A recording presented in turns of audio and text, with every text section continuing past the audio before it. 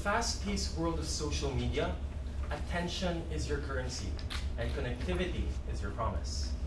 As the pioneer in social media, Facebook has been able to supply both of these by providing a network of content and experiences that have drawn users in for over a decade now. But how will Facebook continue to improve in the future, especially with the entrance of new players in the market such as Tencent, which is a huge social media and tech player in China?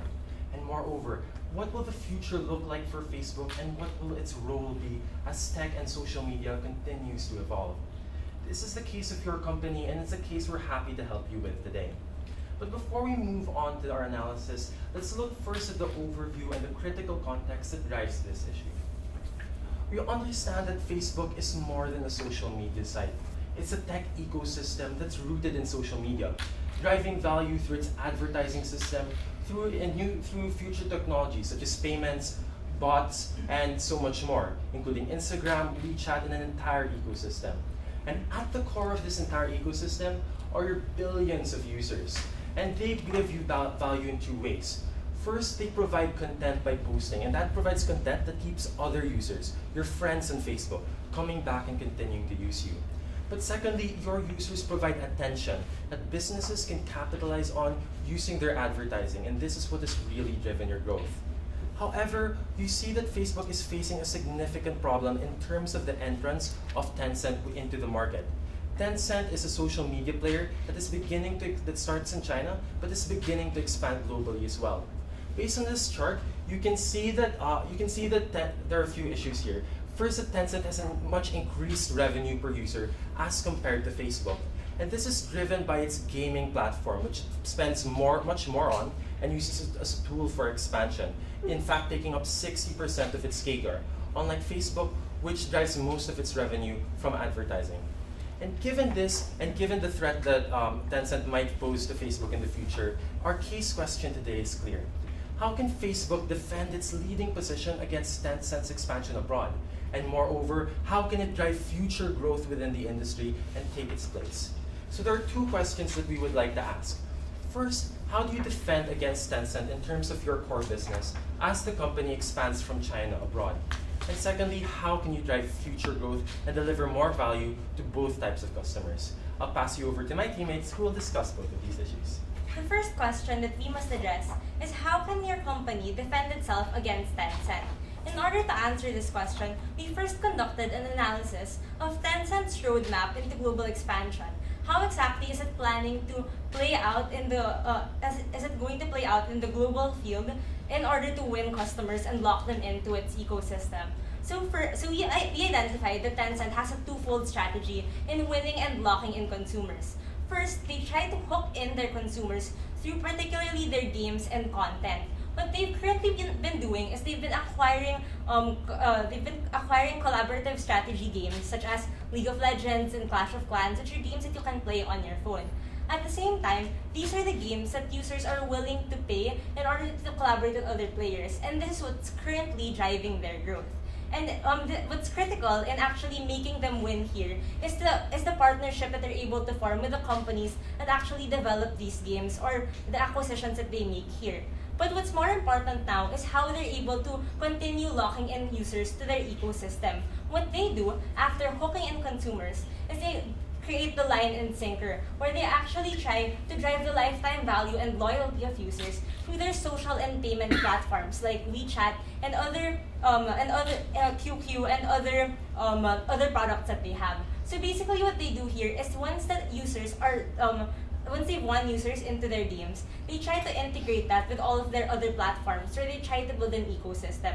So for example, if a user starts playing League of Legends or Clash of Clans, eventually what they're planning to do is you can probably win points on their own platforms. But what's very critical here is that their ecosystem has been able to succeed in China because they're able to win a lot of startups to actually join in their platforms like WeChat. So for example, a lot of users can now also order wine or get their laundry done through WeChat. And this is something that they may be able to replicate moving forward. What's critical here is that in order to win the global consumer, what they may do is that they have to rely on the startups that they're going to be bringing into their platforms. So what does this mean for your company? This means that first, you need to match Tencent's score on gaming or content and cut them at the hook before they actually move on to social and payments. This means that you need to find your own gaming partnerships that people are willing to pay for. Second, what your company must do is you must notice that Tencent is extremely reliant on these external partnerships across all of its offerings. This means that you need to secure your own partnerships before Tencent can actually enter here. So now that we've discussed what Tencent's strategy is and what you must do to defend against them, let's further dive into your company's value proposition that's very unique compared to Tencent. So in analyzing your company's value proposition, can we move on to the next slide? We've discovered that your company is particularly emphasizes the world-class user understanding that it gets from all of the data sources of Facebook. So at surface level, your company's business model is advertising, and that's how you generate money. However, what's unique about your company is you're able to gain, analyze, predict, and tailor fit data, unlike Tencent, which knows only its Chinese customers, whereas you know your global customers, even with your predictive algorithms. This is basically your world-class data understanding at its core. You use all of your products like Facebook, Instagram, and Messenger to gather data and churn that out and monetize that for your advertisers. This means that you're winning because you're leveraging your expertise in user understanding. And moving forward, your company must find ways to actually further harness this data and world-class understanding for your consumers. And now I'll turn you over to Chelsea to discuss the second analysis for today. Okay, thank you, Darla. So now let's look at the growth analysis. Right now, we're seeing that there is an opportunity for your company to give actually the businesses the tools that they need in order to reach out and cater to the needs of their consumers. Now, what do we mean by this? So first, right now, your business clients are worried that the users are now getting bored, they're attention-saturated consumers. And then next, we're seeing that there's now a need to engage them more on offline channels. Currently, there is actually a study that we're predicting a 70% expected decrease in retail sales, which is like the offline. So how do we now bring this offline world and integrate it with the online? Next, there's a need to provide exciting offline and online experience. However, right now, other platforms are lacking this technical capability. So this is an opportunity we are seeing for your company. And then next, we now look at the customer's needs. Right now, we're seeing that Facebook must reach out and draw value from your consumer even when he's online. So we don't stop the moment he logs off the internet or turns off his Wi-Fi. So what do we mean by this? Right now, we're seeing millennials on the go. So these people, they're looking for convenience and community. Now, prior to this, we're seeing community as something that's physical, something like right now we're in a room, we're a community of people. However, now with the fast-paced technology, all the new technologies coming in, communities going online as well. What we're seeing here is that there's a need to provide new experiences and also harness the exclusive information and really cater it in order for it to become more personal to our consumers. Next, they need a hybrid offline and online experience. But however, where do we lose them in this process? The moment they go offline, as mentioned earlier. And lastly, we need to provide a lot of information. Right now, they're providing a lot of information to Facebook. However, we are unable to actually maximize this data that we have in order to tailor fit his needs. So overall, my teammates have told you two critical things. First, in terms of growth, Chelsea told you that what Facebook does best is understand its users. And we can leverage that understanding to provide added value to businesses, but also take that understanding and give a little bit of it back to the consumers by valuing their needs as well. But secondly, in terms of defending against Tencent, what we realize is we have to hit them in gaming, which is their hook that drives the entire system and their revenue.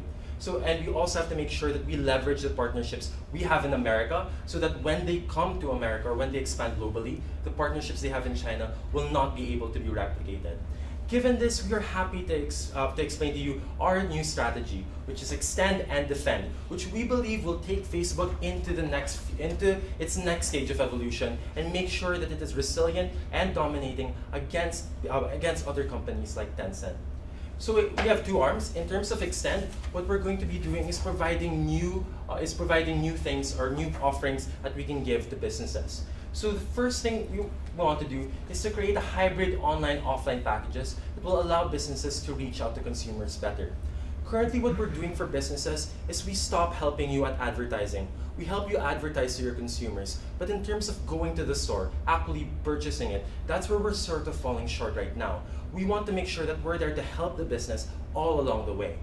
So in order to enhance the retail experience of your customers, there are three things that you must do.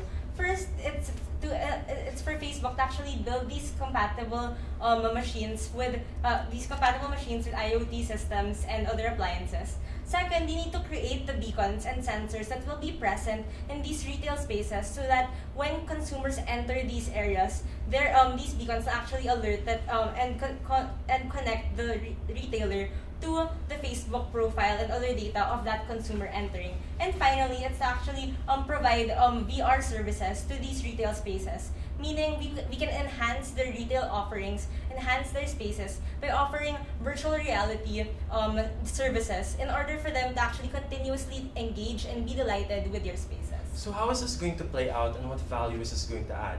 Let's take a use case example. So let's say you're Whirlpool and you're worried because people aren't visiting your stores anymore and your fixed assets are kind of going to waste. What can you do? What will Facebook do to help you with this? First, Facebook will partner with you to introduce IoT modules into your appliances. Whirlpool and other companies are doing this already, but it's never been integrated with social media before. And what this allows us to do is, let's say a woman named Sam is using her washing machine. Facebook will be able to understand how many times she uses it, when she uses it, when she'll need a new washing machine, and correlate that with all of her other online behavior to let you, as Whirlpool, understand when she's likely to buy and what her preferences are, in ways that Tencent and other advertising services never could.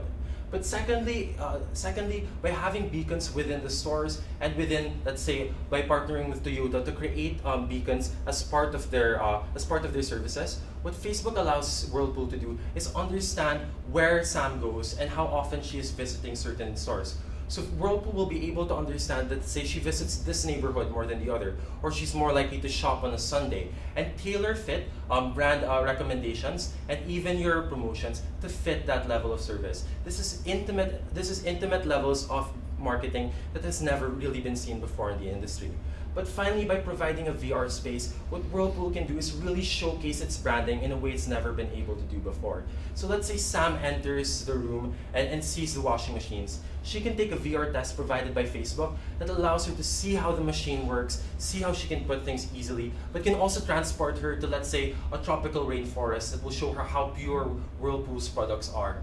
This does a few things. So in terms of its benefits, first, it builds added knowledge for Facebook offline because we're able to track not just what they use on their phone, but their appliances, where they go. And this helps add to that user understanding that makes Facebook so special.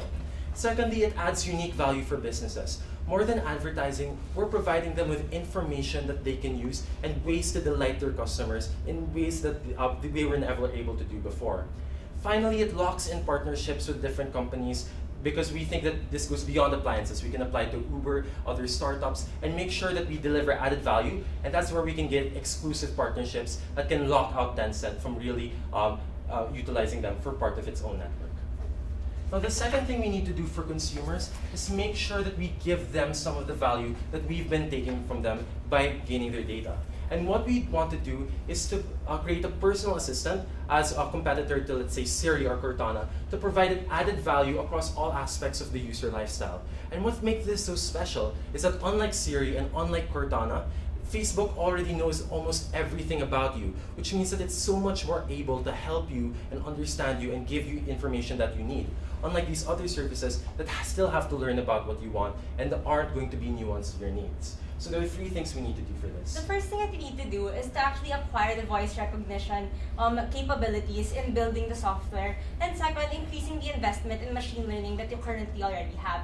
Second, you need to actually build the personal assistant software in order to be able to harness the data that these users are providing. And finally, you need to be able to integrate the personal assistant software into all of your products. So not just the Facebook platform itself, but even throughout your Instagram, Messenger, and WhatsApp, this platform needs to be present. So this means that Sam can, let's say, take a vacation to Hawaii, and all she needs to do is open her messenger, tap a button, and the software will already be able to tell her which of her friends are already there, what are the best places for her to go to based on the places she's visited before. What are the best clothes that she can wear based on what clothes got most likes in her photos in the past. All of this data linked to Facebook that things like Siri or Google or even Tencent can't be able to access simply because they don't have that user understanding is something that we believe will provide added value. Moreover, it will tap into the huge growing industry of bots and even AI, opening our doors to these industries that Mark Zuckerberg has said he wants to enter. Secondly, it completes the ecosystem beyond online and gives added value back to the user. So far, we've been taking all this information and only been giving it to advertisers. Now we're using it to provide added value and information to the user. Finally, we harness unmatchable user understanding to create systems that, again, Tencent and Siri cannot beat. Finally, we're talking about our defense strategy, where we'll beat Tencent in gaming via revolutionary social integrated games. So there are three main things that you need to do here.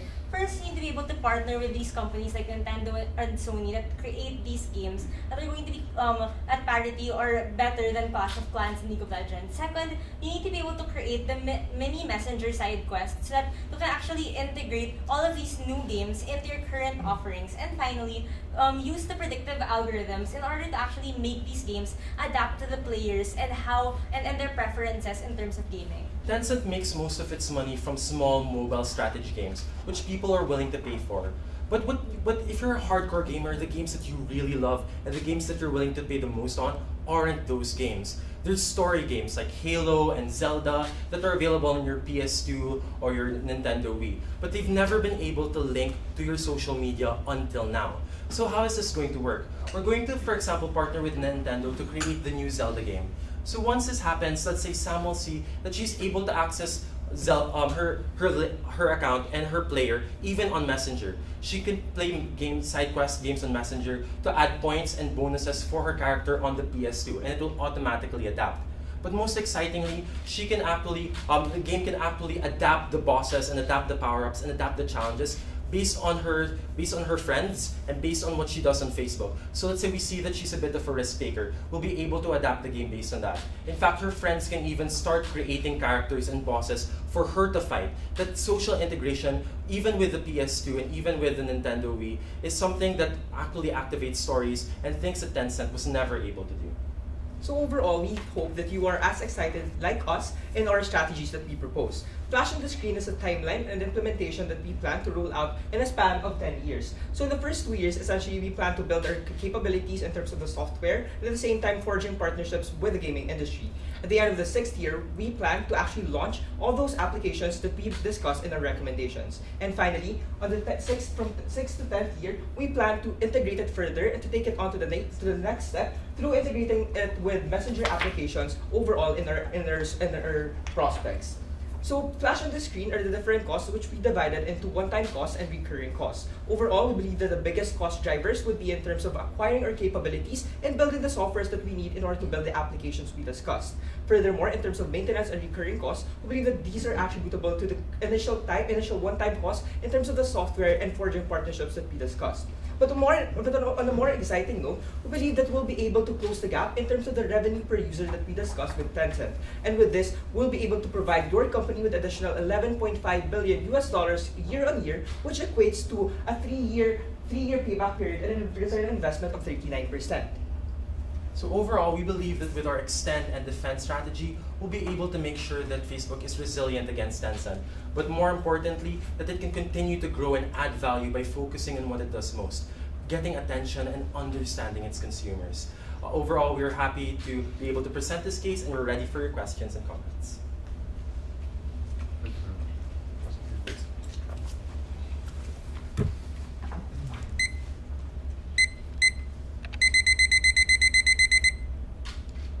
Please begin.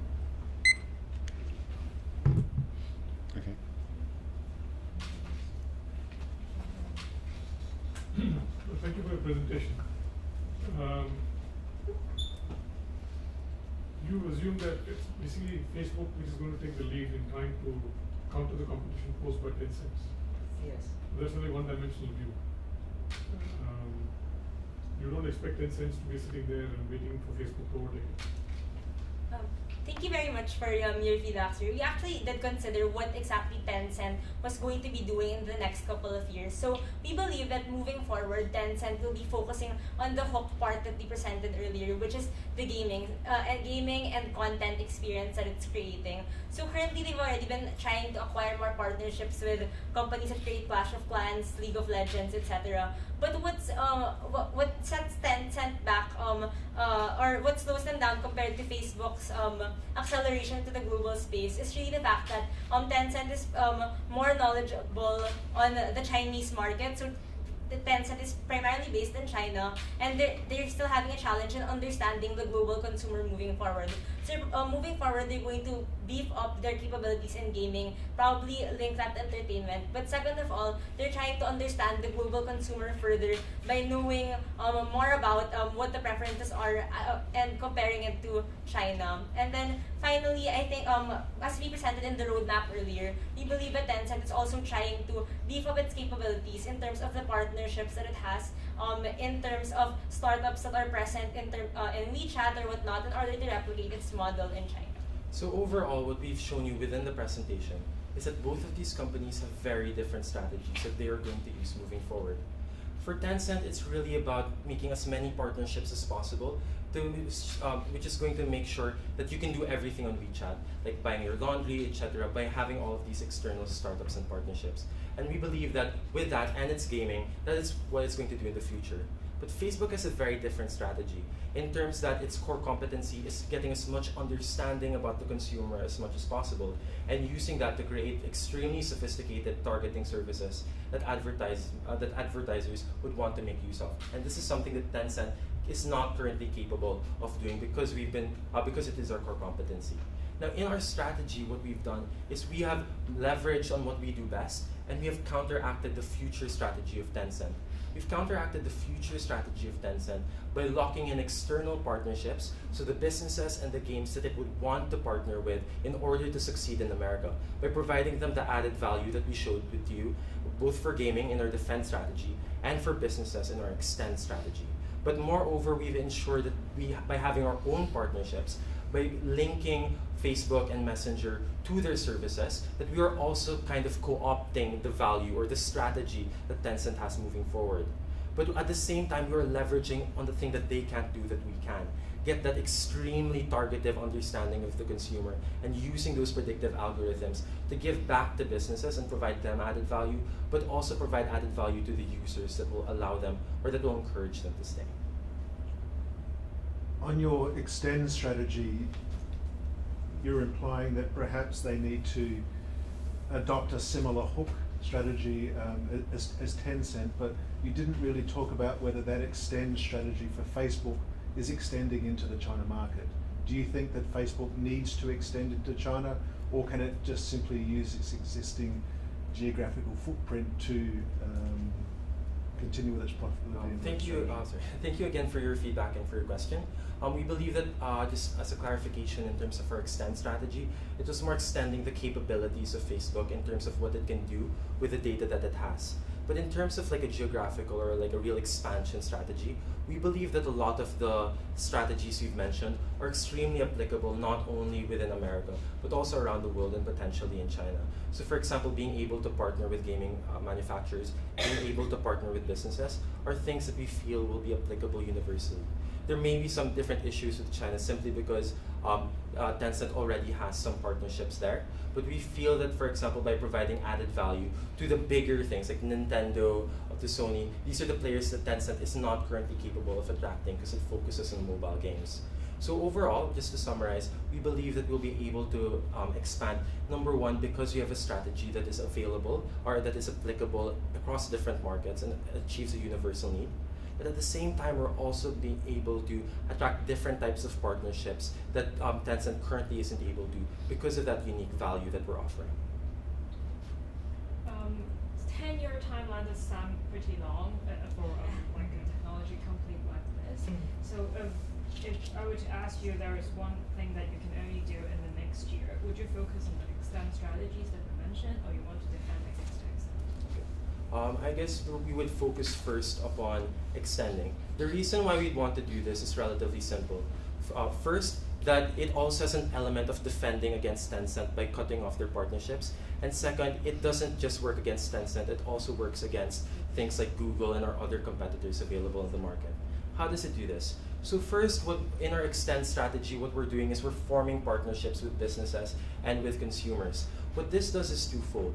First of all, it provides added value to them that will allow us to gain more exclusive partnerships, making sure that Tencent can't take advantage of them. But secondly, it gives us even more data that we can use to refine our algorithms and improve on our core competency. So we think that this is enough to lock out Tencent and make sure that we are improving.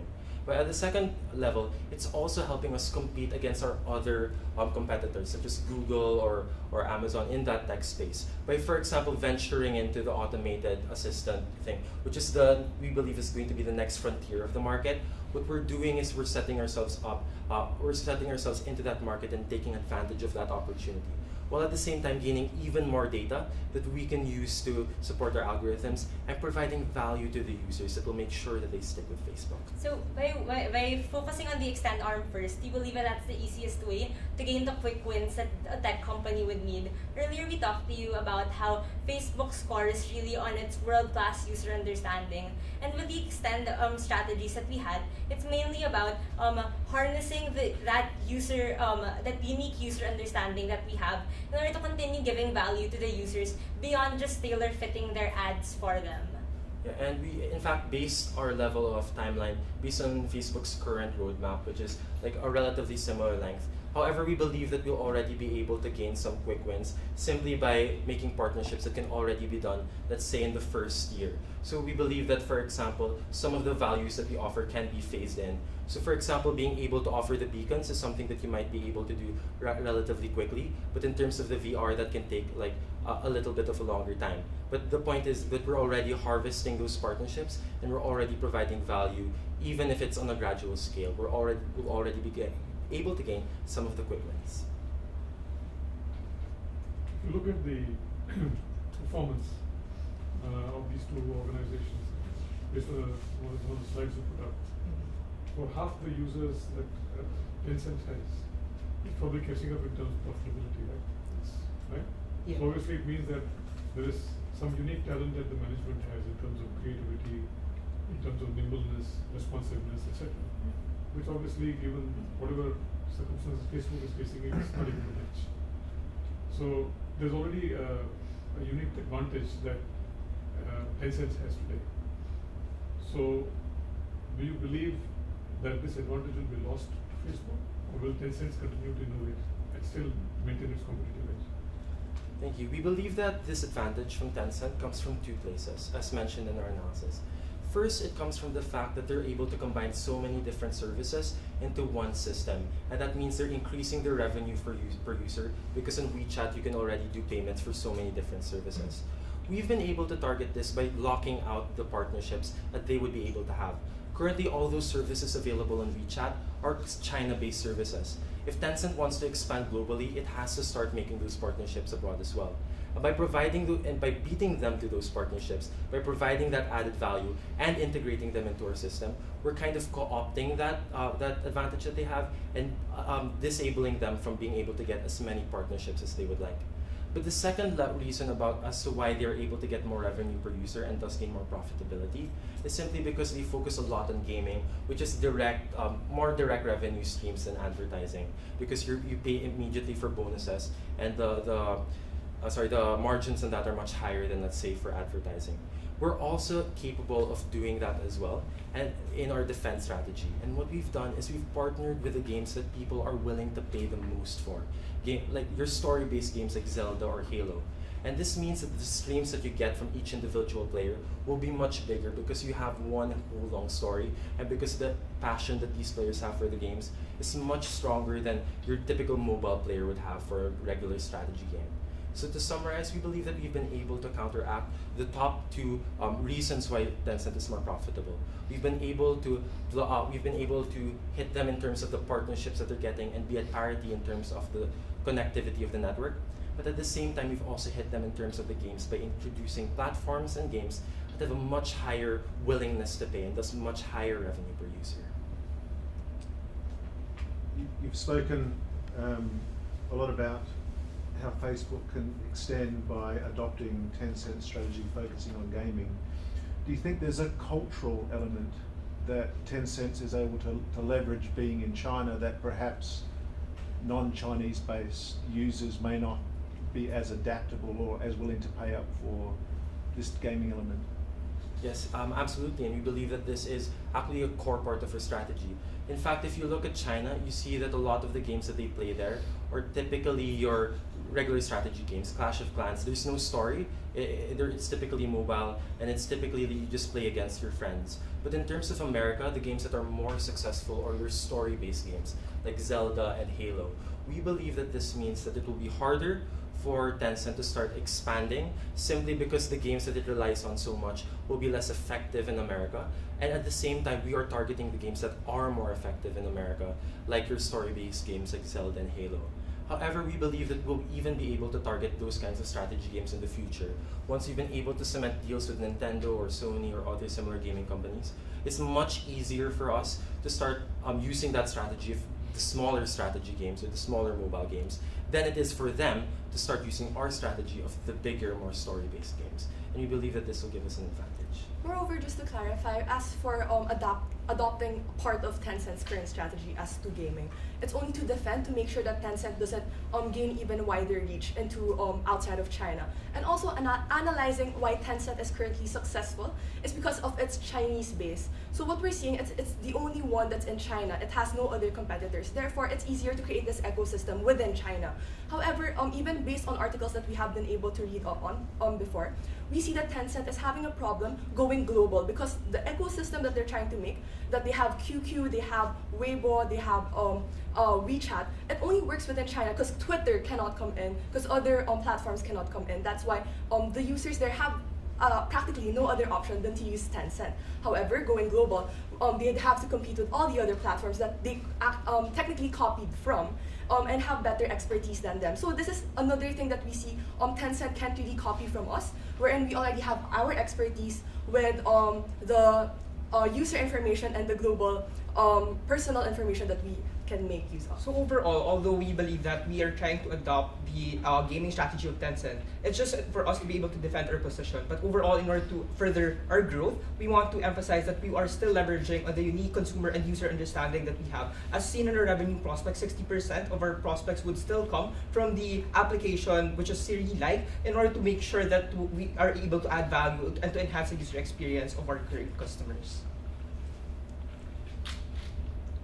So what you're saying is that you're not recommending a change in the Facebook-like strategy in terms of having a defending strategy following Tencent? What we believe, what we're recommending is that Facebook sticks to what it does best, which is understanding its users and channeling that data into ways that can be monetized by advertisers. But we believe that we're also changing up what Facebook does with that information by, for instance, not just sticking to advertising, but helping out our business customers all the way in terms of retail sales as well. So this is something that we believe would be disruptive, since Facebook and even Twitter and other social media have not been able to do that before. And at the same time, we're using that core competency, which is our understanding, to be able to give back to consumers by giving them data that really fits their needs. So overall, what we believe is we're sticking with what makes Facebook so good. We're sticking with what our expertise that Tencent can't really copy, but we're harnessing it in absolutely new ways that will be able to deliver value to businesses and to consumers in ways that Facebook was never able to do before, and in fact other social media players were unable to do before.